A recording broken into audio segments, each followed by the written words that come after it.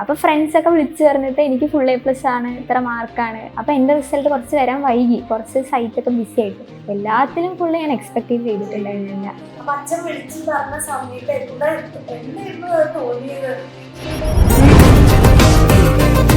തോന്നി എന്റെ ഫ്രണ്ട്സ് പറഞ്ഞ് ഞാൻ അറിഞ്ഞാണ്, അങ്ങനെ പിന്നെ കയറിയത്.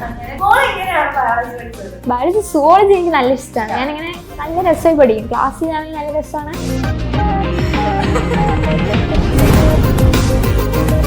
ഞാൻ വൈകിട്ട് അങ്ങനെ പഠിക്കുന്ന കൂട്ടത്തിലല്ല.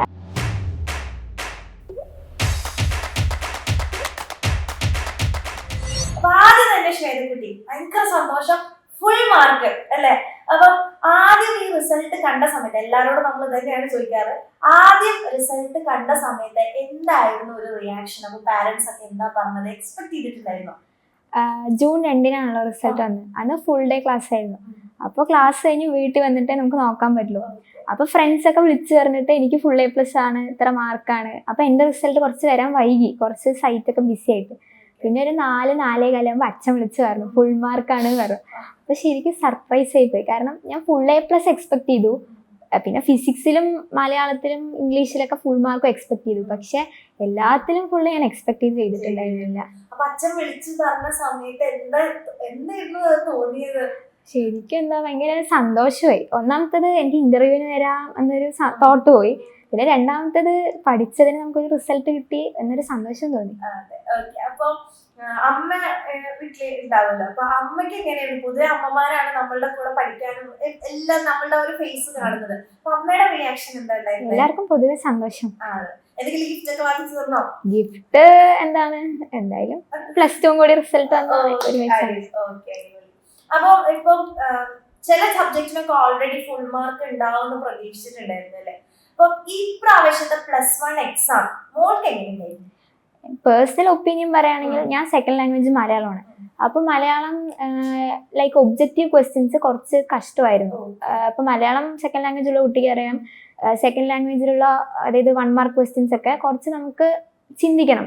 കുറച്ച് നേരം നമുക്ക് ഇതാണ് ആൻസർ തോന്നും. അങ്ങനെ നമ്മളെ ഭയങ്കര കൺഫ്യൂസ് അടുപ്പിക്കുന്ന ക്വസ്റ്റ്യൻസ് ആയിരുന്നു. പിന്നെ ഇംഗ്ലീഷിന്റെ കാര്യത്തിലേക്ക് വരികയാണെങ്കിൽ ജനറൽ പാറ്റേൺ തന്നെയാണ് ഫോളോ ചെയ്തിട്ടുള്ളത്. അതിലത്ര ഡിഫിക്കൽട്ടി ലെവലിന് നമുക്ക് പറയാൻ പറ്റില്ല. പിന്നെ ഫിസിക്സ് വളരെ എളുപ്പമായിരുന്നു. കാരണം പ്രീവിയസ് ഇയറിൽ ചോദിച്ച ചോദ്യങ്ങളും പിന്നെ NCERT-ന്ന് ഇവിടെ നമ്മൾ 20 hours ലൈവിൽ ഡിസ്കസ് ചെയ്ത ക്വസ്റ്റ്യൻസ് തന്നെയാണ് വന്നത്. മാത്സിന് പറയാനൊന്നുമില്ല, മൊത്തത്തിൽ എളുപ്പമായിരുന്നു. പിന്നെ കുറച്ച് കഷ്ടം എന്ന് പറയുന്നത് കെമിസ്ട്രി ആയിരുന്നു. കെമിസ്ട്രി ജനറലി കുഴപ്പമില്ല, പക്ഷെ ഒരു 3 മാർക്ക് 4 മാർക്ക് അവിടെ വരുന്ന സമയത്ത് ചെറിയ രീതിയിൽ നമ്മളെ കൺഫ്യൂഷൻ അടുപ്പിക്കാൻ പറ്റുന്ന ക്വസ്റ്റ്യൻസ് അതിലുണ്ടായിരുന്നു.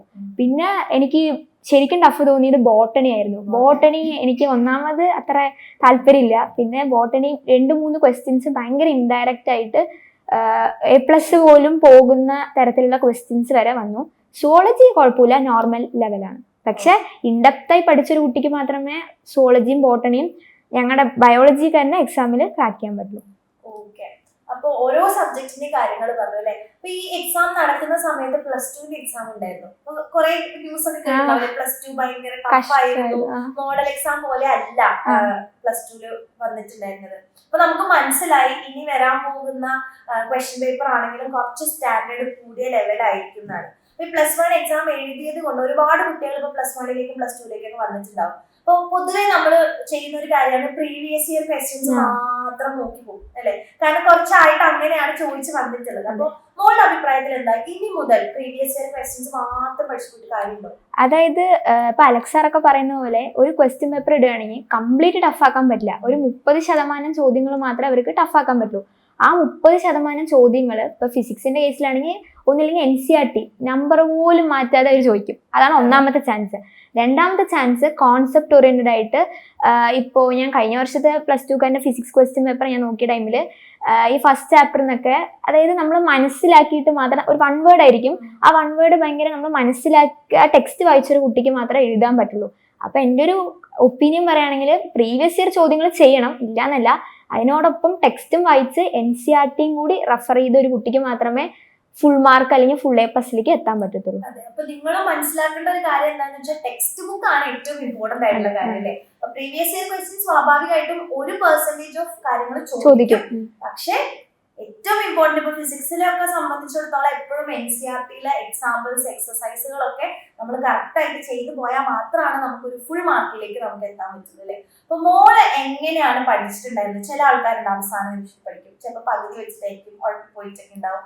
അപ്പൊ മോളുടെ ഈ ഒരു +1 ജേർണി എങ്ങനെയായിരുന്നു? ആദ്യം മുതലേ പഠിക്കുന്ന കൂട്ടത്തിലാണ്? +1 ഞാൻ ഓൾറെഡി നേരത്തെ പഠിക്കുന്ന ഇതിലായിരുന്നു. കാരണം 10ാം ക്ലാസ്സിൽ ഫുൾ A+ ആയിരുന്നു. അപ്പൊ ഇനി നമ്മളൊരു ഇമേജിൽ ഇതാക്കിയ +1 കൊളവാക്കിയ മൊത്തത്തിൽ കൊളവെന്നറിയാം. പ്രത്യേകിച്ച് ഫുൾ A+ ഒക്കെ വാങ്ങി കഴിഞ്ഞാൽ പിന്നെ അടുത്ത പ്രാവശ്യം ഫുൾ A+ വേണം, ഉറപ്പിക്കണം. അപ്പൊ എല്ലാം നേരത്തെ പഠിക്കണം എന്ന് എനിക്ക് മനസ്സിലായി. കാരണം സീനിയേഴ്സിന്റെ അടുത്തൊക്കെ ചോദിച്ചപ്പോൾ നേരത്തെ പഠിച്ചാലേ രക്ഷയുള്ളൂ എന്നൊക്കെ പറഞ്ഞു. അപ്പൊ ഞാൻ നേരത്തെ പഠിക്കാൻ തുടങ്ങി. ഫിസിക്സ് എനിക്ക് നല്ല ഇഷ്ടമായിരുന്നു. ഫിസിക്സ് നല്ല കുഴപ്പമില്ല, ഫസ്റ്റ് ചാപ്റ്റർ സെക്കൻഡ് ചാപ്റ്റർ. അപ്പൊ ഞാൻ അപ്പൊ തന്നെ NCERT ചെയ്തു പോകും, പഠിക്കും, NCERT ചെയ്യും, ചാപ്റ്റർ കഴിയും, പിന്നെ ഒന്ന് റിവിഷൻ ചെയ്യും, പിന്നെ അടുത്ത ചാപ്റ്റർ പോവും, അതേപോലെ. അപ്പൊ ഞാൻ NCERT കൺസിസ്റ്റന്റ് ആയി ചെയ്തു. അപ്പൊ പൊതുവെ എൻ്റെ അടുത്ത് ഇങ്ങനെ എല്ലാവരും പറഞ്ഞിട്ടുള്ളത് അങ്ങനെ NCERT ഒന്നും ഇതുവരെ ചോദിച്ചു കണ്ടിട്ടില്ല, വേണമെങ്കിൽ ചെയ്താൽ മതി, ഫുൾ മാർക്ക് വേണമെങ്കിൽ മാത്രം ചെയ്താൽ മതി എന്ന് പറഞ്ഞു. അപ്പോൾ ഓണം എക്സാം ഞങ്ങളുടെ സ്കൂളിൽ നടത്തിയ എക്സാമാണ്, എല്ലാ സ്കൂളും നടത്തിയത്. അപ്പൊ അങ്ങനെ NCERT ഒന്നും ചോദിച്ചില്ല, നോർമൽ ലെവൽ ഓഫ് ക്വസ്റ്റ്യൻസ് ആയിരുന്നു. അത് കഴിഞ്ഞ് ഡിസംബർ എക്സാം അങ്ങോട്ട് എത്തിയതും മൊത്തം NCERT-ന് നമ്പർ പോലും മാറ്റാതെ എല്ലാ ക്വസ്റ്റ്യൻസും, അത് എൻട്രൻസ് ഓറിയന്റഡ് ആണെങ്കിലും ബോർഡ് ഓറിയന്റഡ് ആയിട്ടും വന്നു. അപ്പൊ എനിക്ക് NCERT ചെയ്തു പഠിച്ചതിന്റെ ഇത് മനസ്സിലായി. പക്ഷെ ഞാൻ കെമിസ്ട്രി അങ്ങനെ NCERT പ്രാക്ടീസ് ചെയ്ത് പോയ ഒരാളാണ്. പക്ഷെ എനിക്ക് ക്രിസ്മസ് എക്സാമിൽ കുറച്ച് ഡിഫിക്കൽട്ടി വന്നപ്പോൾ ഞാൻ അത് ഓവർകം ചെയ്യാൻ വേണ്ടിയിട്ട് ഞാൻ ആ വെക്കേഷനിൽ തന്നെ കെമിസ്ട്രി പഠിച്ച ചാപ്റ്ററിന്റെ ഒക്കെ NCERT ചെയ്യാൻ പോയി. പിന്നെ മാത്സ് പിന്നെ NCERT പഠിച്ചാലേ രക്ഷയുള്ളൂ. മാത്സിൽ A+ കിട്ടണമെങ്കിൽ NCERT ഇമ്പോർട്ടന്റ് ആണ് എല്ലാ സബ്ജക്റ്റിലും. നമ്പർ പോലും മാറ്റില്ല, ചിലപ്പോൾ അതേ കൺസെപ്റ്റ് ആയിരിക്കും, ചെറിയ രീതിയിൽ ചേഞ്ചസ് വരുത്തിയിട്ട് നമുക്ക് ചോദിക്കും. അപ്പൊ നിങ്ങൾ മനസ്സിലാക്കേണ്ടത് ഒരു 520 ഔട്ട് ഓഫ് 520 വാങ്ങിച്ച ഒരാളാണ് നമുക്ക് പറഞ്ഞു തരുന്നത്. അപ്പൊ ഈ കാര്യങ്ങളൊക്കെ നമ്മൾ നോക്കണം അല്ലെ. NCERT ആണെങ്കിലും നേരത്തെ പഠിച്ചു തുടങ്ങിയ ഒരാളാണ്. അപ്പൊ +1 എന്തായാലും സയൻസ് ആണ് എടുക്കുന്നത് എന്നുള്ളത് നമ്മൾ എന്തായാലും തീരുമാനിക്കുന്ന ഒരു കാര്യമല്ല. അപ്പൊ നേരത്തെ നമ്മുടെ ബാച്ചിലേക്ക് മോള് ജോയിൻ ചെയ്തിട്ടുണ്ടായിരുന്നു. എങ്ങനെയാണ് പഠിച്ചു തുടങ്ങിയത്? പറഞ്ഞു ആദ്യമേ പഠിച്ചു തുടങ്ങിയത് ബാച്ചിൽ പഠിച്ചത് സ്വന്തമായിട്ട്? ഞാൻ സ്വന്തമായി പഠിച്ചു, പിന്നെ സ്കൂളിൽ നിന്ന് ഇങ്ങനെയൊക്കെ ഞാൻ ഇങ്ങനെ പഠിച്ചു. പിന്നെ ഒരു നവംബർ ഒക്കെ ആയപ്പോഴാണ് ഈ എക്സാം ഇങ്ങനെ ടഫാക്കുന്നു എന്നൊരു ന്യൂസും. അപ്പൊ ഞാൻ ഫസ്റ്റ് വിശ്വസിച്ചില്ല, ഇത് ജസ്റ്റ് ഇങ്ങനെ പറയാ വിചാരിച്ചു. പക്ഷെ ഞങ്ങളുടെ ഫസ്റ്റ് എക്സാം കഴിഞ്ഞതുമേ എനിക്ക് കാര്യം മനസ്സിലായി. അപ്പൊ ഞാൻ പിന്നെ ടൈം വൈകിപ്പിച്ചില്ല, അപ്പൊ തന്നെ പോയി ചേർന്നു. കാരണം എനിക്ക് ഓൾറെഡി മാത്സ് കഷ്ടമാണ്, അതിന്റെ കൂടെ മാത്സ് ക്വസ്റ്റ്യൻ പേപ്പർ ഭയങ്കര ഡിഫിക്കൽട്ടി ആയിരുന്നു. അപ്പോൾ എനിക്ക് കുറച്ച് മാർക്കൊക്കെ കുറഞ്ഞപ്പം അപ്പൊ തന്നെ ടെൻഷനായി, അപ്പൊ തന്നെ കയറി ബാച്ചിലേക്ക്. പിന്നെ അങ്ങനെ പഠിച്ചു, ജനുവരി ഫെബ്രുവരി മൊത്തത്തിൽ ഇരുന്ന് പഠിച്ചു. അപ്പൊ ആ ഒരു ടഫ്നെസ് ഫീൽ ചെയ്തപ്പോഴാണ് നമ്മുടെ ബാച്ചിലേക്ക് ജോയിൻ ചെയ്തത് അല്ലെ. അപ്പൊ എങ്ങനെയാണ്, അല്ലെങ്കിൽ നമുക്ക് ഉണ്ടാവില്ല ഓക്കെ അപ്പൊ ജോയിൻ ചെയ്യുമ്പോൾ എക്സാമിനറിൽ ജോയിൻ ചെയ്യാം എന്ന് തോന്നാനുള്ള കാരണം എന്താ? തോന്നാനുള്ള കാര്യം വെച്ചാൽ, അതായത് എൻ്റെ അടുത്ത് ചേർന്നവരൊക്കെ പറഞ്ഞത് അതിൽ സെലക്ടഡ് NCERT ക്വസ്റ്റ്യൻസ് എന്ന് പറഞ്ഞൊരു സംഭവമുണ്ട്. അത് ശരിക്കും യൂസ്ഫുൾ ആണ്. കാര്യം എന്ന് വെച്ചാൽ ഇപ്പൊ PYQ ഒക്കെ നമുക്ക് അറിയാം, ലൈക്ക് ഏത് സൈറ്റിൽ പോയാൽ നമുക്ക് കിട്ടും. പക്ഷെ സെലക്ടഡ് NCERT ക്വസ്റ്റ്യൻസ് എന്ന് പറയുന്നത് വളരെ നല്ലൊരു ഫീച്ചറാണ്. കാര്യം വെച്ചാൽ ഇപ്പൊ NCERT എന്ന് വെച്ചാൽ ഒരു ഇക്വിലിബ്രിയം എന്ന് പറയുന്ന ചാപ്റ്റർ ഒക്കെ ഉണ്ട് കെമിസ്ട്രിയിൽ. ആ ചാപ്റ്ററിലൊക്കെ 64 മേലെ ചോദ്യങ്ങളാണ് ആ ടെക്സ്റ്റ് ബുക്കിലുള്ളത്. 64 ക്വസ്റ്റ്യനും ചെയ്യാന്ന് വെച്ചാൽ പ്രാക്ടിക്കലി പോസിബിൾ അല്ല. പക്ഷെ എക്സാമിനറിൽ ഈ ഒരു ഫീച്ചർ ഉള്ളതുകൊണ്ട് ഏതൊക്കെയാണ്, അതിൽ എൻട്രൻസ് ലെവലും ഉണ്ട്, സ്റ്റേറ്റ് ബോർഡ് ലെവലും ഉണ്ട്. അതിൽ സ്റ്റേറ്റ് ബോർഡ് ലെവൽ മാത്രം നമ്മൾ പിക്ക് ചെയ്ത് ക്വസ്റ്റ്യൻ നമ്പർ പറയും, അതിന് പ്രോപ്പർ ആയിട്ടുള്ള സൊല്യൂഷൻസും വീഡിയോ സൊല്യൂഷൻസും ഉള്ളതുകൊണ്ട് അത് വളരെ യൂസ്ഫുൾ ആണ്. പിന്നെ അതുപോലെ ഒരു ചാപ്റ്റർ കഴിയുമ്പോൾ അതിന് വർക്ക്ഷീറ്റ്, മോർ ക്വസ്റ്റ്യൻസ്, അതും വളരെ നല്ലതായിട്ട് എനിക്ക് തോന്നി. എന്റെ ഫ്രണ്ട്സ് പറഞ്ഞ് ഞാൻ അറിഞ്ഞാണ്, അങ്ങനെ പിന്നെ കയറിയത്. അങ്ങനെ ജോയിൻ ചെയ്ത് പഠിക്കാറുണ്ട്.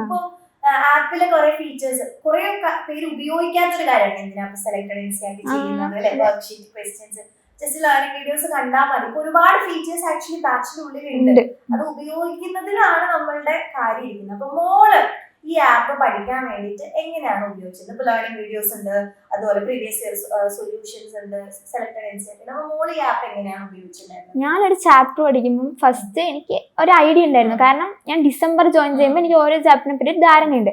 അപ്പൊ ഞാൻ അലക്സാറ ജോയിൻ ചെയ്യുന്ന ടൈമിൽ തന്നെ പറഞ്ഞു, ആ ഒരു നവംബർ ടൈം കഴിഞ്ഞ് ജോയിൻ ചെയ്തിട്ട് പറഞ്ഞു, നിങ്ങൾക്ക് സമയം ഉണ്ടെങ്കിൽ മാത്രം റെക്കോർഡഡ് ക്ലാസ് കണ്ടാൽ മതി, അല്ല നിങ്ങൾക്ക് ചാപ്റ്റർ അറിയെങ്കിൽ ജസ്റ്റ് PDF വായിച്ചു നോക്കുക, എവിടെയാണോ സംശയം വരുന്നത് അവിടെ വെച്ചിട്ട് അത് കാണുക പറഞ്ഞു. അപ്പൊ എനിക്ക് ലിമിറ്റഡ് ടൈം ഉണ്ടായിരുന്നുള്ളൂ, 2-3 മാസം. അതുകൊണ്ട് ഞാൻ ജസ്റ്റ് എന്ത് ചെയ്തു, PDF റെഫർ ചെയ്തിട്ട് അതിൽ ഡൗട്ടുള്ള പോർഷൻ പോയിട്ട് ഞാൻ ലൈവ് എടുത്ത് കണ്ടു, മീൻസ് റെക്കോർഡഡ് ക്ലാസ് കണ്ടു. അത് കഴിഞ്ഞിട്ട് ടെക്സ്റ്റ് ജസ്റ്റ് ഒന്ന് ജസ്റ്റ് അതിൽ ഇമ്പോർട്ടൻറ്റ് കാര്യങ്ങളൊക്കെ മാർക്ക് ചെയ്തു. പിന്നെ അത് കഴിഞ്ഞിട്ട് ഇതിൽ PYQ ചെയ്തു. PYQ ചെയ്തിട്ട് നേരെ NCERTയിലേക്ക് പോയി. അതിൽ സെലക്ടഡ് NCERT ക്വസ്റ്റ്യൻസ് മാത്രം ചെയ്തു, വർക്ക് ഷീറ്റ് ചെയ്തു. പിന്നെ ആപ്പ് എക്സാം വരുമല്ലോ, എക്സാം വരുന്ന സമയത്ത് ആ എക്സാമത്തെ ക്വസ്റ്റ്യൻസിൽ എവിടെയും ഡൗട്ട് വരികയാണെങ്കിൽ അതും കൂടി ചെയ്തു പഠിച്ചു. നമ്മളുടെ ആപ്പിൽ കുറെ എക്സാംസ് ഒക്കെ നടത്താറുണ്ട്, ചാപ്റ്റർ വൈസ് എക്സാം കറക്റ്റ് ആയിട്ട് അറ്റൻഡ് ചെയ്യുന്ന ആളാണ്. മിക്കവാറും അതായത് ടൈം തരുമല്ലോ, ഇത്ര നേരം കൊണ്ട് നമുക്ക് ചെയ്യാന്ന് പറയുന്ന സമയത്ത് അത് നല്ലതാണ്. നമ്മൾ സ്കൂൾ വിട്ട് വന്ന് ചെയ്യാനുള്ള ടൈം കിട്ടും. അപ്പൊ മോളുടെ അഭിപ്രായത്തിൽ ഇപ്പൊ ഈ എക്സാംസ് ഓരോ ചാപ്റ്റർ വൈസ് ആയിട്ട് നമ്മൾ എക്സാംസ് നടത്തുന്നുണ്ടല്ലേ, ഇതിനു മുമ്പ് അപ്പൊ ഓരോ ചാപ്റ്റർ വൈസ് എക്സാം നമുക്ക് ഇത്രയും എക്സാംസ് നമ്മൾ എഴുതുന്നുണ്ട്, അപ്പൊ അത് എത്രത്തോളം ആക്ച്വലി നമുക്ക് യൂസ്ഫുൾ ആയിട്ട് തോന്നാറുണ്ട്? അതായത് നമ്മൾ ഇപ്പൊ ബോർഡ് എക്സാമിന് എഴുതുകയാണെങ്കിൽ 10ാം ക്ലാസ് പോലത്തെ ഒരു വാല്യുവേഷൻ അല്ല +1 +2ലേക്ക് കയറുമ്പോൾ. അപ്പോൾ ഞങ്ങളുടെ സ്കൂളിലെ ടീച്ചേഴ്സ് ആണെങ്കിലും എപ്പോഴും പറയും എക്സാം എഴുതി പഠിക്കണം. കാരണം ദ വേ ഓഫ് റൈറ്റിംഗ് നമുക്ക് അറിയണം, എങ്ങനെയാണ് ഒരു ക്വസ്റ്റ്യൻ വന്ന് അതിനെ അപ്രോച്ച് ചെയ്യേണ്ടത്, അല്ലെങ്കിൽ എങ്ങനെ ചോദിച്ച് നമ്മൾ എങ്ങനെ എഴുതണം എന്ന് ഒരു കുട്ടിക്ക് മനസ്സിലാവണമെങ്കിൽ എക്സാം നിർബന്ധമാണ്, റിവിഷൻ നിർബന്ധമാണ്. ഇല്ലാതെ നമ്മൾ കുറെ തിയറി പഠിച്ചു നേരെ എക്സാം എഴുതിയാൽ ചിലപ്പോൾ ക്ലിക്ക് ആവണം എന്നില്ല മോസ്റ്റ് ഓഫ് ദ കാര്യത്തിൽ. അതുകൊണ്ട് നമ്മൾ എഴുതി നോക്കുന്നത് വളരെ നല്ലതായിരിക്കും. ഇപ്പൊ മോള് പറഞ്ഞു PDF നോട്ട്സ് ഒക്കെ വായിച്ചു നോക്കിയിട്ടുണ്ടായിരുന്നു എന്ന് പറഞ്ഞു അല്ലെ. അപ്പൊ മോള് പൊതുവെ നമ്മൾ +1 +2 ആകുമ്പോൾ കുറെ കണ്ടന്റും കാര്യങ്ങളൊക്കെ പഠിക്കാറുണ്ട്. അപ്പൊ നോട്ട് എഴുതാന്ന് പറയുന്ന ഒരു കാര്യമുണ്ട്. അപ്പൊ മോള് നോട്ട് എഴുതി പഠിക്കുന്ന ആളാണോ? ചില കുട്ടികൾ നോട്ട് എഴുതില്ല, ജസ്റ്റ് PDF വായിച്ചു നോക്കി പഠിക്കുക. അപ്പൊ മോള് ഏത് ടൈപ്പ് ഓഫ് സ്റ്റുഡന്റാ? ഞാൻ ബയോളജി ഞാൻ നോട്ട് ചെയ്തും പ്രോപ്പർ അല്ല, ബയോളജി എഴുതില്ല, ഫിസിക്സും കെമിസ്ട്രിയും പ്രോപ്പർ ചെയ്തും. കാരണം ഞാൻ ബയോളജി എന്ന് വെച്ചാൽ ടെക്സ്റ്റ് നോക്കി പഠിക്കുന്ന കൂട്ടത്തില്ല. പക്ഷെ എനിക്ക് ഫിസിക്സും കെമിസ്ട്രിയും നോട്ടില്ലാതെ പറ്റില്ല. ഞാൻ സ്കൂളിലാണെങ്കിലും ഫിസിക്സും കെമിസ്ട്രിയും പ്രോപ്പർ നോട്ട് ചെയ്തും, അതിപ്പോ ബാച്ചിലാണെങ്കിൽ എഴുതും. പക്ഷെ ബയോളജി ടെക്സ്റ്റിൽ തന്നെ എല്ലാം ഉണ്ട്, അതുകൊണ്ട് അഡീഷണൽ ആയിട്ട് എഴുതാറില്ല. പൊതുവെ പറയാറുണ്ട് ബയോളജി ആവുമ്പോ ടെക്സ്റ്റ് ബുക്കിലത്തെയാണ്, ടെക്സ്റ്റ് ബുക്ക് ആണ് കംപ്ലീറ്റ് ആയിട്ട് പഠിക്കുന്നത്. അപ്പൊ കുറെ പേര് വിചാരിക്കും ടെക്സ്റ്റ് ബുക്ക് വായിക്കേണ്ടതുണ്ടോ. അപ്പൊ ഫിസിക്സ് ഒക്കെ സംബന്ധിച്ചിടത്തോളം നമുക്ക് ചിലപ്പോൾ ടെക്സ്റ്റ് ബുക്ക് വായിച്ചിട്ടില്ലെങ്കിലും കുഴപ്പമില്ല, കണ്ടന്റ് മനസ്സിലായിട്ട് ക്വസ്റ്റ്യൻസ് ആണ് നമ്മൾ കൂടുതലായിട്ട് ചെയ്യേണ്ടത്. ഫിസിക്സ് ആണെങ്കിലും മാത്സും കെമിസ്ട്രി ഒക്കെ കൂടുതൽ നമ്മൾ അങ്ങനെ ചെയ്യും. പക്ഷെ ബയോളജി അങ്ങനെയല്ല അല്ലെ. അപ്പൊ ബയോളജി കുറച്ച് ടഫുള്ള ആൾക്കാണ്. ബോട്ടണി എനിക്ക് ഇഷ്ടമില്ല എന്നൊക്കെ. അപ്പൊ ഇഷ്ടമില്ലാത്ത ഒരു സബ്ജക്റ്റ് ആവുമ്പോൾ നമുക്ക് പഠിക്കാൻ ഭയങ്കര മടിയാവും അല്ലെ. മോൾ എങ്ങനെയാണ് ബയോളജി പഠിച്ചത്? ബയോളജി സുവോളജി എനിക്ക് നല്ല ഇഷ്ടമാണ്. ഞാനിങ്ങനെ നല്ല രസമായി പഠിക്കും. ക്ലാസ്സിലാണെങ്കിൽ നല്ല രസമാണ്. ക്ലാസ്സിൽ എക്സാമാണ്, സുവോളജിയൊക്കെ ഇടയ്ക്കിടയ്ക്ക് എക്സാമാണ്, അങ്ങനെ പഠിച്ചു ഇത് പഠിച്ചു. പക്ഷെ എനിക്ക് ബോട്ടണി, എനിക്ക് ഫോട്ടോസിന്തസിസും കാര്യങ്ങളൊന്നും അത്രയ്ക്ക് ക്ലിക്കാവില്ല. അപ്പൊ ഞാനത് ലേണിംഗ് വീഡിയോ ഒന്നും കൂടി ഇരുന്ന് കണ്ടു. സമയമില്ലെങ്കിലും അതായത് നമുക്ക് എന്താണോ ഡിഫിക്കൽട്ടി അതിനാണ് നമ്മൾ കൂടുതൽ സമയം മാറ്റി വെക്കേണ്ടത്. അപ്പൊ എനിക്ക് ബോട്ടണിയും മാത്സും ആണ് കഷ്ടം. അപ്പൊ ഞാൻ ബോട്ടണിയും മാത്സും എല്ലാ ചാപ്റ്ററും ഞാൻ ബാക്കിയൊന്നും ഞാൻ കണ്ടില്ല, ഫിസിക്സ് ഒന്നും.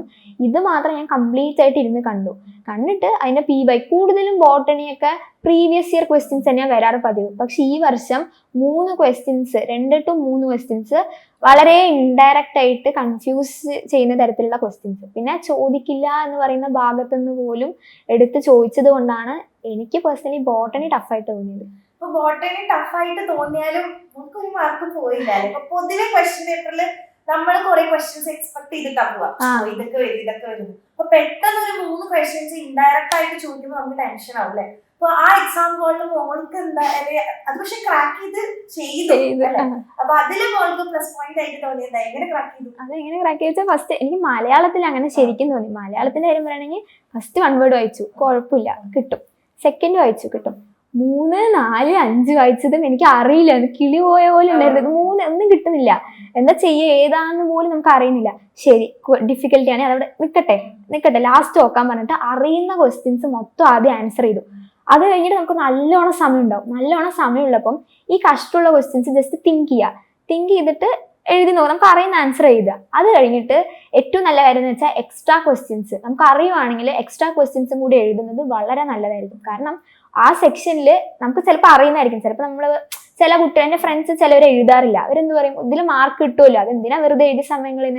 പക്ഷെ അത് ശരിക്കും അഡ്വാൻറ്റേജ് ആണ്. ഇതിൽ എന്തെങ്കിലും തെറ്റിയാൽ നമുക്ക് അതിൽ മാർക്ക് എടുക്കാനായിട്ട് പറ്റും.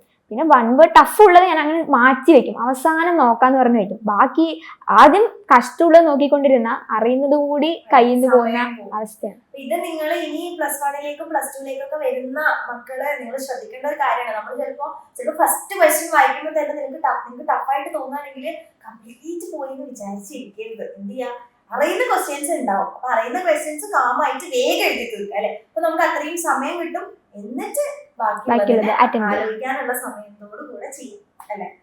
Very good. അപ്പൊ ഇനി 520 കിട്ടിയ ആളാണല്ലോ, സ്വാഭാവികമായിട്ടും ഫുൾ ടൈം ഇരുന്ന് പഠിക്കായിരിക്കും അല്ലെങ്കിൽ ഇപ്പോഴും ഇരുന്ന് പഠിക്കായിരിക്കും എന്നൊക്കെ എല്ലാവരും വിചാരിക്കില്ലേ? അപ്പൊ മോള് ഒരു ദിവസം എങ്ങനെയാണ് പഠിക്കാറ്?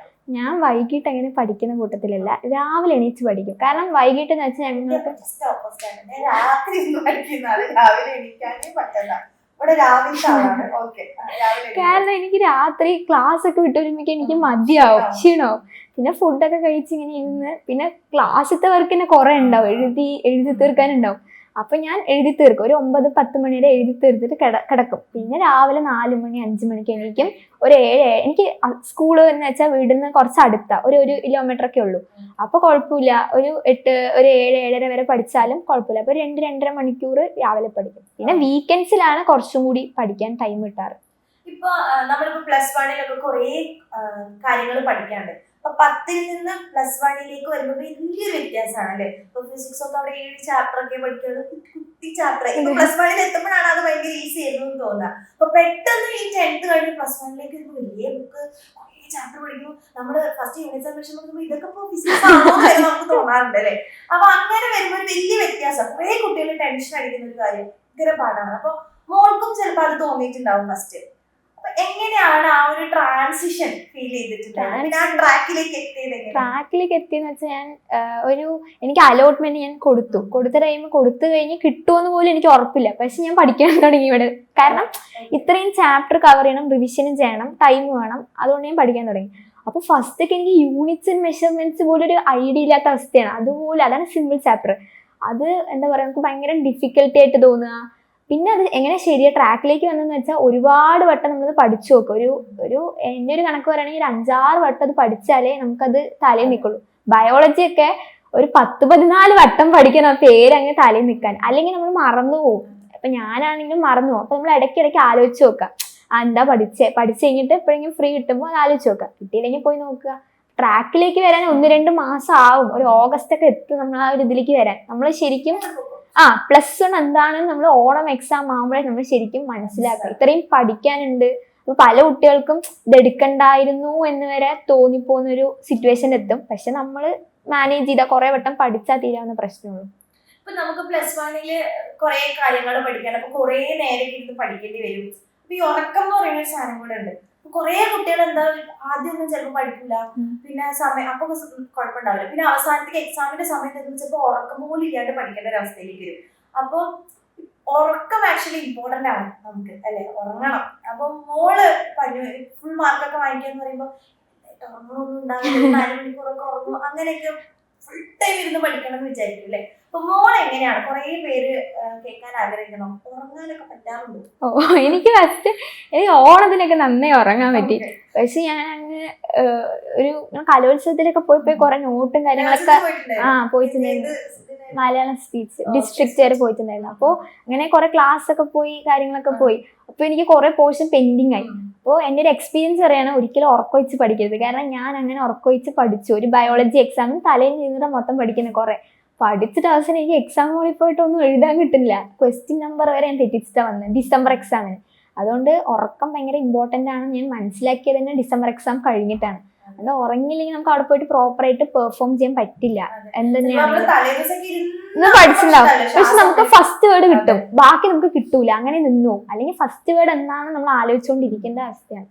ബയോളജിയൊക്കെ അങ്ങനെ ചെയ്താൽ ആ ബയോളജിക്കൽ നിയമം പോയി ആലോചിച്ചാൽ മതി. അതെ, പ്രത്യേകിച്ച് ബയോളജിയിലൊക്കെ കുറെ ടേംസ് പഠിക്കാൻ, ഇവിടെ സ്നേഹാൻസും അതേപോലെ ATRMs ഒക്കെ ഇരുന്ന് ഇങ്ങനെ കോഡൊക്കെ ഇങ്ങനെ ഉണ്ടാക്കാറുണ്ട്, നിങ്ങൾക്ക് ഉണ്ടാക്കാൻ വേണ്ടി. അപ്പൊ മോൾക്ക് ഇത്രയും ടേംസും കാര്യങ്ങളൊക്കെ പഠിക്കാല്ലേ? അപ്പൊ എങ്ങനെയാണ് ഈ ടേംസ് ഒക്കെ ഇങ്ങനെ ഓർത്തിരുന്നത്? ഒന്ന് കോഡാണ്. കോഡ് നല്ല ട്രിക്കാണ്, നല്ല വഴിയാണ്. 2 എഴുതി പഠിക്കാം. അതേ വേറെ വഴിയൊന്നുമില്ല, എഴുതി ഞങ്ങൾ പഠിക്കാം. എന്ത് സംഭവം വെച്ചാൽ സ്പെല്ലിംഗ് തെറ്റിയാൽ മാർക്ക് പോകും. വേറെ സംസാരമൊന്നുമില്ല. ഞങ്ങളുടെ സാറ് പോലും ക്യാപിറ്റൽ ലെറ്ററിൽ തുടങ്ങണം, പിന്നെ സ്മോൾ ലെറ്റർ തുടങ്ങണം. ബയോളജിക്കൽ നെയിംസ് ഉണ്ട്, അതിൽ സ്മോൾ ലെറ്റർ തുടങ്ങി 1 മാർക്കാണെങ്കിൽ 1 മാർക്ക് അവിടെ പോകും. അപ്പൊ നമ്മൾ എഴുതി തന്നെ പഠിക്കണം. ഇപ്പം ആനിമൽ കിങ്ഡം ഒക്കെ ആണെങ്കിൽ ഇഷ്ടംപോലെ പേരാണ്. ഇഷ്ടംപോലെ എന്ന് വെച്ചാൽ അവർ മാച്ച് ദ ഫോളോയിങ്ങില് വൾച്ചർ ആണെങ്കിൽ അതിന്റെ സയന്റിഫിക് നെയിം വന്നിട്ട് മാച്ച് ചെയ്യാൻ തരാം. അപ്പൊ നമുക്ക് വൾച്ചറിന്റെ സയന്റിഫിക് നെയിം അറിയണമെങ്കിൽ നമ്മൾ എഴുതി പഠിക്കണം, തെറ്റാൻ പാടില്ല. പഠിക്കണം, അത്രേ പഠിക്കുക. അടുത്ത ഒരു ചോദ്യം, ഇപ്പൊ ഈ 6 സബ്ജക്ട്സ് നമുക്ക് പഠിക്കാണ്ടല്ലോ, അപ്പൊ അതില് ഒരു സബ്ജക്റ്റിനോട് ഭയങ്കര ഇഷ്ടം തോന്നിയിട്ടുണ്ടാവും, ഈ ഒരു സബ്ജക്ട് സാധാരണ തോന്നിയിട്ടുണ്ടാവും. ആ 2 സബ്ജക്ട്സ് ഏതൊക്കെയാണ്? ഏറ്റവും ഇഷ്ടം ഫിസിക്സ് ആണ്. എനിക്ക് കുറച്ച് ഇഷ്ടമില്ലാത്ത മാത്സ് ആണ്. മാത്സ് ആണ് ഇഷ്ടമില്ലാത്തത്. പക്ഷെ ഫിസിക്സിന്റെ ഉള്ളിൽ നമുക്ക് മാത്സ് ഉണ്ട് കുറച്ച്. ഇഷ്ടം ഫിസിക്സ് ആണ്. ഫിസിക്സ് എനിക്ക് സുഖമായി പോകും. എനിക്ക് ഇങ്ങനെ എന്താ പറയുക, ഡെറിവേഷൻ മാത്രമേ എനിക്ക് കുറച്ച് സ്റ്റക്കായി ഞാൻ നിൽക്കുള്ളൂ. ബാക്കി പ്രോബ്ലം ഒക്കെ വന്നാൽ ഞാൻ അത്യാവശ്യം, കാരണം നമ്മൾ കുറെ ചെയ്ത് പഠിക്കും, നമുക്ക് ഏത് പ്രോബ്ലം വന്നാലും നമുക്ക് ചെയ്യാൻ കിട്ടും. നമ്മുടെ ഒരു ചിന്തയാണ് ഒരു പ്രോബ്ലം ചെയ്ത് നമുക്ക് എന്താ പറയുക കുറെ പഠിക്കണം എന്നാലേ പ്രോബ്ലം, അങ്ങനെയൊന്നും ഇല്ല. ഒരു 2 പ്രോബ്ലം ഒക്കെ നിങ്ങൾ ഡെയിലി പ്രാക്ടീസ് ചെയ്യാൻ തന്നെ മതി, എങ്ങനെ ചോദിച്ചാലും ചെയ്യാൻ കിട്ടും. പൊതുവെ എല്ലാരും ഫിസിക്സ് ഭയങ്കര ഇഷ്ടമില്ല എന്നുള്ള ഒരു കൂട്ടത്തിൽ പെടുത്തുന്ന ഒരാളാണ്. സിമ്പിൾ പെൻഡിലൊക്കെ എത്തുമ്പോൾ ചെറിയ കഷ്ടമൊക്കെ ഉണ്ട്, എന്നാലും മാനേജ് ചെയ്യാനായിട്ട് പറ്റും. ഇഷ്ടത്തോടു കൂടെ പഠിച്ചാലും മനസ്സിലാക്കി പഠിക്കാന്നുള്ളതാണ് ഫിസിക്സിനെ സംബന്ധിച്ച്. എല്ലാം മനസ്സിലാക്കി പഠിക്കണം, പക്ഷെ ഫിസിക്സ് തീരെ നമുക്ക് മനസ്സിലാക്കാണ്ട് നമുക്ക് ഒരിക്കലും പഠിക്കാൻ പറ്റാത്ത ഒരു സാധനമാണ് ഫിസിക്സ്. അപ്പൊ ഫിസിക്സിലെ ഡെറിവേഷൻസ് ഒക്കെ ഇടയ്ക്ക് വന്ന് നിൽക്കും എന്നൊക്കെ പറഞ്ഞു. എല്ലാവർക്കും ഉള്ള ഒരു പ്രശ്നമാണ് അല്ലെ. ആദ്യം ചിലപ്പോൾ സ്റ്റാർട്ടിങ് കിട്ടൂല, പകുതി വെച്ച് നിൽക്കും അല്ലെ. ഡെറിവേഷൻ ഭയങ്കര ബുദ്ധിമുട്ടാണ് എല്ലാവർക്കും. അപ്പൊ മോള് ഡെറിവേഷന് കുറച്ച് ഈസി ആക്കാൻ വേണ്ടിട്ട് എങ്ങനെയാ ഡെറിവേഷൻസ് പഠിച്ചത്? ഡെറിവേഷൻ ഞാൻ എഴുതും, പകുതി വെച്ച് നിൽക്കും. അപ്പൊ എന്റെ ടീച്ചറിനെ ഞാൻ മെസ്സേജ് ഇടും, ടീച്ചർ എനിക്ക് ഡെറിവേഷൻ പകുതി വെച്ച് നിന്ന് എന്താ ചെയ്യാ ചോദിക്കും. ടീച്ചർ അടുത്ത ദിവസം നിന്ന് പറഞ്ഞുതരും. അപ്പൊ നമ്മള് കുറെ വട്ടം കേൾക്കുക എന്നുള്ളതാണ് ഇമ്പോർട്ടൻറ്റ്. നമ്മൾ എഴുതി പഠിക്കും വേണം, അതേസമയം എന്താണ് ഇതിന് പിന്നിലെ ലോജിക്ക്, എവിടെ നിന്ന് ഈക്വേഷൻ വന്നു എന്ന് മനസ്സിലാക്കുക. അപ്പൊ ഞാൻ ഇങ്ങനെ ടീച്ചറിട്ട് വെറുപ്പിക്കും, ഫിസിക്സ് ടീച്ചറിനെ. ടീച്ചർ ഇത് എവിടെ നിന്ന് ടീച്ചർ വന്നു? ടീച്ചർ അറിയും കുട്ടീനെ കൊണ്ട് തോറ്റു വരണ്ട, എല്ലാവർക്കും അവിടെ വെച്ചിട്ട് തന്നെ. അതെ, എല്ലാവർക്കും അവിടെ വെച്ച് നിൽക്കും. ടീച്ചർ ഈ പിള്ളേരെ കൊണ്ട് തോറ്റു, എത്ര വട്ടം പറഞ്ഞാലും നമുക്ക് അവിടെ വെച്ച് നിൽക്കും. പിന്നെ ടീച്ചർ ഇപ്പൊ ഗ്രാവിറ്റേഷനൊക്കെ ഇഷ്ടം പോലെ ഡെറിവേഷനാണ് സിമ്പിൾ പെൻഡിൽ. അപ്പൊ ടീച്ചർ അവിടെ ഇന്ന കേസ് എടുക്കുകയാണ്, അപ്പൊ അത് മനസ്സിലാക്കുക, ഇന്ന കേസ് എന്ത് കേസാണ്, എന്തിനേക്കാളും ഗ്രേറ്റർ ആണ്, അത് എടുക്കുക ചെയ്യുക. അപ്പൊ കുറെ വട്ടം എഴുതിയും പഠിക്കണം, അതേസമയം കൺസെപ്റ്റ് മനസ്സിലാക്കി ചെയ്താലേ കൺസെപ്റ്റിനേക്കാളും ശരിക്കും പറഞ്ഞാൽ ബൈഹാർട്ടാണ് ഇത് ചെയ്യേണ്ടത്. മനസ്സിലാക്കലിനേക്കാളും അത് തലയിൽ നിൽക്കുക എന്നുള്ളതാണ് ഇമ്പോർട്ടന്റ്. എക്സാം ഹാളിൽ വെച്ച് മറന്ന തീർന്നു, കഴിഞ്ഞു. പിന്നെ അങ്ങനെ ടീച്ചർ പറയും ഒരു സ്റ്റെപ്പ് പോയാലും ഇക്വേഷനൊക്കെ ഇട്ട് റെഡിയാക്കി എടുത്താൽ കുഴപ്പമില്ല. പ്ലസ് 2 ക്ലാസ് ഒക്കെ സ്റ്റാർട്ട് ചെയ്തു. എനിക്ക് തോന്നി പ്ലസ് 2 പറ്റിയുള്ള അഭിപ്രായം എന്താണ്? പ്ലസ് ഉണ്ടായത് നല്ലത് തോന്നുന്നു. കെമിസ്ട്രി പ്ലസ് 2 ആണ് സിമ്പിൾ, എനിക്ക് പഠിച്ചു നോക്കിയത്. പക്ഷെ ഫിസിക്സ് കുറച്ച് പാടുണ്ട്, കുറച്ച് കാരണം നമ്മൾ 10th പഠിച്ചു വന്ന കാര്യങ്ങളാണ് പ്ലസ് 2 വരുന്നത്. അപ്പൊ ചാർജ് എന്നൊക്കെ പറയുമ്പോൾ നമുക്ക് പെട്ടെന്ന് അങ്ങോട്ട് കേറില്ല.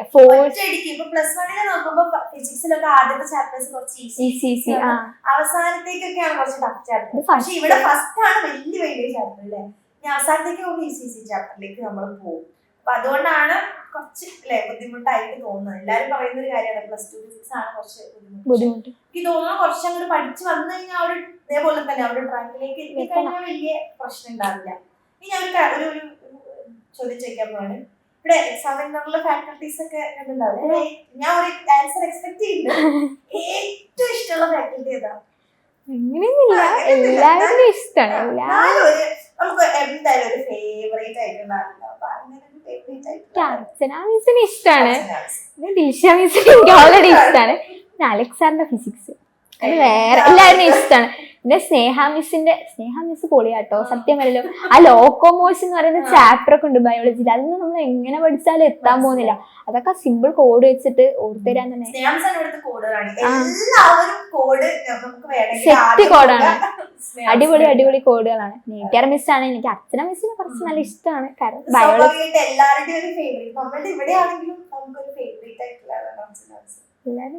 അടിപൊളി.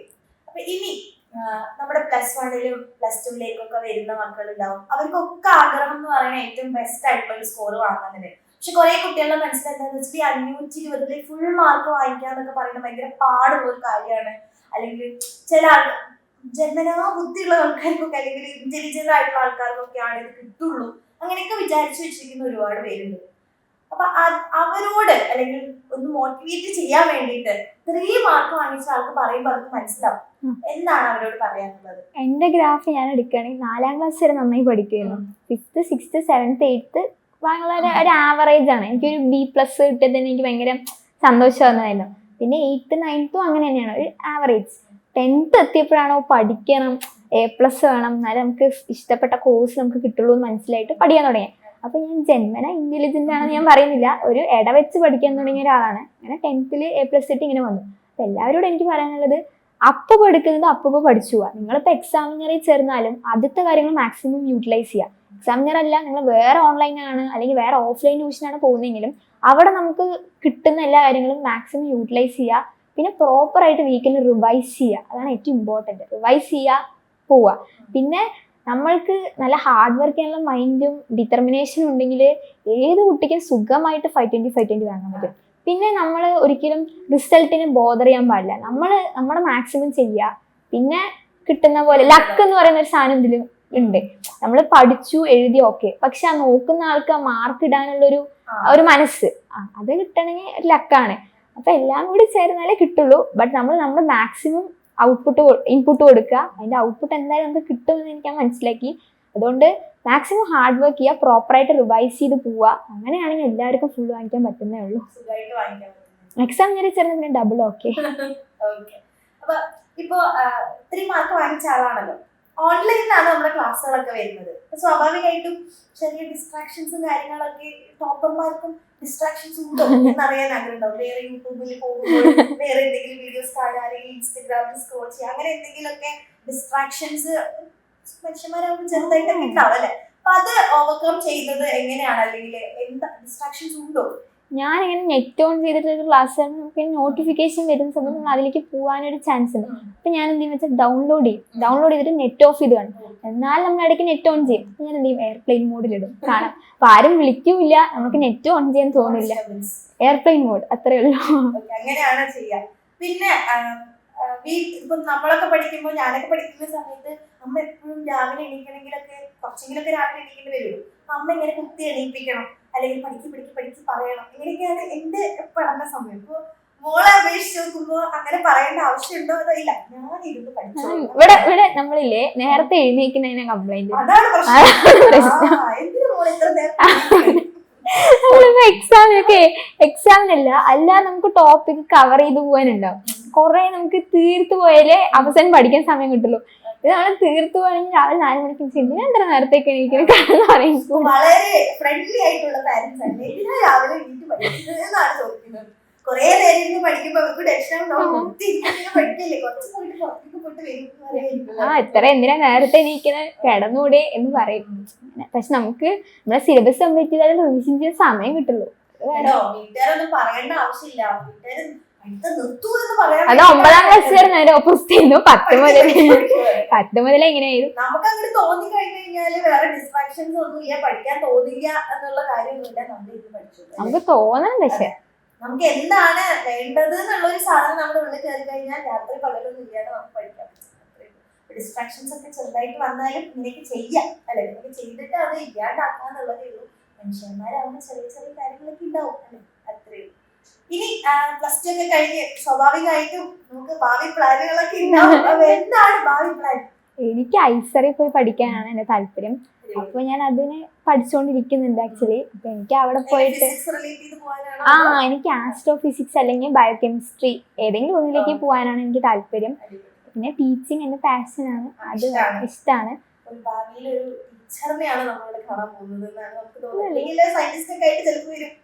പറയാൻ പറ്റില്ല.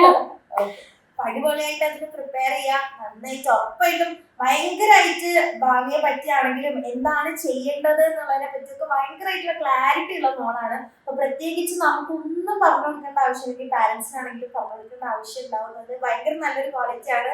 അത് മുന്നോട്ടുള്ള ലൈഫിലൊക്കെ ഇതേപോലെ മുമ്പോട്ട് പോട്ടെ. മുന്നോട്ട് പോകും എനിക്കറിയാം. എന്നാലും ഓൾ ദി വെരി ബെസ്റ്റ്. അടിപൊളിയായിട്ട് സംസാരിച്ചു. അതിന് ഏറ്റവും അവസാനമായിട്ട് പ്ലസ് 1ലേക്കും പ്ലസ് 2ലേക്കും ഒക്കെ വന്നിട്ടുള്ള മക്കളോട് മോൾക്ക് എന്താണ് പറയാനുള്ളത്? എനിക്ക് എന്താ പറയാനുള്ളതെന്ന് വെച്ചാൽ പ്രോപ്പറായിട്ട് പഠിക്കുക. ഇതിപ്പോൾ 520 ഞാൻ ആഗ്രഹിച്ചു വന്ന ഒരാളാണ്. പക്ഷെ ഒരിക്കലും എക്സ്പെക്ട് ചെയ്തിട്ടില്ല. ആഗ്രഹിച്ചു, ഇങ്ങനെ കിട്ടിയാൽ കൊള്ളാം എന്നൊരു ഇതുണ്ടായിരുന്നു. പക്ഷെ ഞാൻ കിട്ടുമെന്ന് പറഞ്ഞിട്ട് ഇരുന്നില്ല. പക്ഷെ നമ്മൾ ആഗ്രഹിച്ചിട്ട് നമ്മൾ അതിനു വേണ്ടി വർക്ക് ചെയ്താൽ ഉറപ്പായിട്ടും എല്ലാവർക്കും ഫുൾ വാങ്ങിക്കാൻ പറ്റുന്നേ ഉള്ളൂ. അതിന് നമ്മൾ എവിടെ നമ്മൾ പോയി പഠിക്കുന്ന, മീൻസ് ഏത് സ്കൂളിൽ പഠിക്കുന്നു, ഏത് ട്യൂഷനിൽ പഠിക്കുന്നു, എവിടെ പോയി പഠിക്കുന്നു, എന്താണ്, അതിലൊന്നും അല്ല കാര്യം. നമ്മൾ എന്താണ് നമ്മൾ പഠിക്കുന്ന ടൈമിൽ നമ്മൾ മോസ്റ്റ് എഫക്റ്റീവായിട്ട് പഠിക്കുകയാണ്, പ്രൊഡക്റ്റീവായിട്ട് ഡേ യൂസ് ചെയ്യുകയാണെങ്കിൽ ഉറപ്പായിട്ട് എല്ലാവർക്കും ഫുൾ വാങ്ങിക്കാൻ പറ്റുന്നതേ ഉള്ളൂ.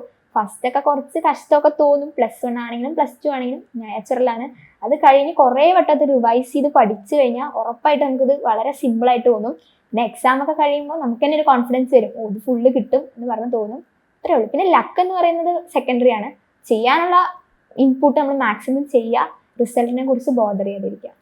ഓക്കെ, അപ്പൊ നമ്മളുടെ 520 ഔട്ട് ഓഫ് 520 വാങ്ങിച്ച സ്റ്റേറ്റ് ടോപ്പർ ആണ് നിങ്ങളോട് ഈ കാര്യങ്ങളൊക്കെ പറഞ്ഞിട്ടുള്ളത്. അപ്പൊ ഇതിലത്തെ ഒരുപാട് നല്ല കാര്യങ്ങൾ നിങ്ങൾക്ക് ഒരു അഡ്വൈസ് ആയിട്ട് എടുത്തിട്ട് നിങ്ങളുടെ ഈ ഒരു ജേർണിയിൽ അത് എന്ത് ചെയ്യുക, യൂസ്ഫുൾ ആക്കുക. ഒരുപാട് ഇതേപോലത്തെ അല്ലെ 520 ഔട്ട് ഓഫ് 520 അല്ലെങ്കിൽ ഫുൾ മാർക്ക് വാങ്ങിക്കുക എന്ന് പറയുന്നത് നമ്മളൊന്ന് വിചാരിച്ചു കഴിഞ്ഞാൽ നമുക്ക് പറ്റുന്ന കാര്യമേ ഉള്ളൂ. അപ്പൊ അതിന് വേണ്ടിയിട്ട് നന്നായിട്ട് വർക്ക് ചെയ്യുക എന്നുള്ളത് മാത്രമേ ഉള്ളൂ. അപ്പൊ അടിപൊളിയായിട്ട് സംസാരിച്ചു. അപ്പൊ പാലക്കാട് നിന്ന് നമ്മളുടെ അടുത്തേക്ക് വന്ന ആളാണ്. അപ്പോൾ അടിപൊളിയായിട്ട് ഇനി +2 ഇതേപോലെ ഫുൾ മാർക്ക് വാങ്ങിയിട്ട് ഇതേപോലെ ഇന്റർവ്യൂ എടുക്കാൻ വേണ്ടിയിട്ട് വരട്ടെ എന്ന് ആശംസിക്കുന്നു. അപ്പോൾ all the very best. Yes.